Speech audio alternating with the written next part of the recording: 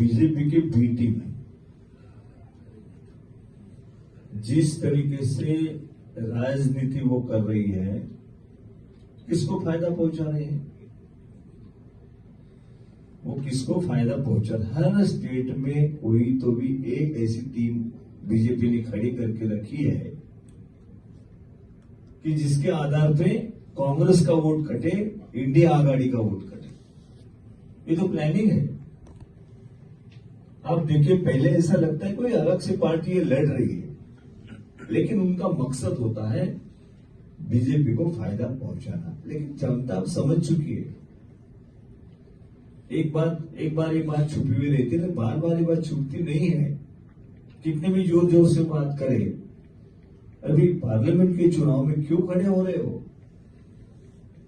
किसको गिराना है, किसको चुन के लाना है, ये लोग समझ चुके हैं। अभी कोई उसका फायदा नहीं होगा।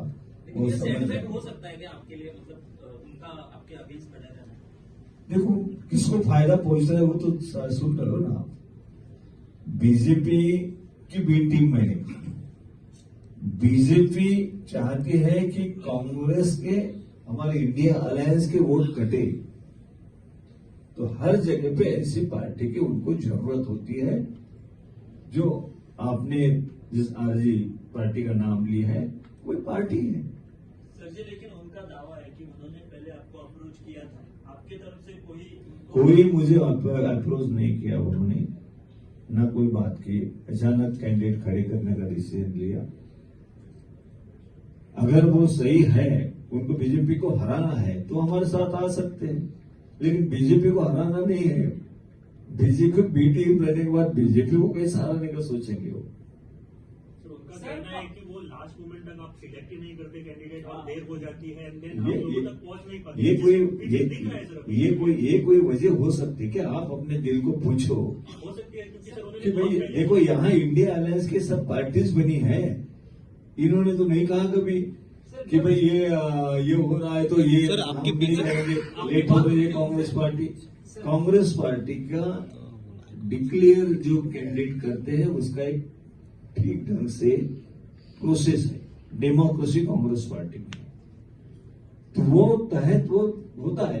कोई एक पार्टी ने अगर कहा नहीं, तुम्हारे जब पूरे सीईसी की मीटिंग ले लो और हम कहता है वैसे डिक्लेयर कर दो, ये इस तरीके से बात करना उनको तय हो चुका है उनका।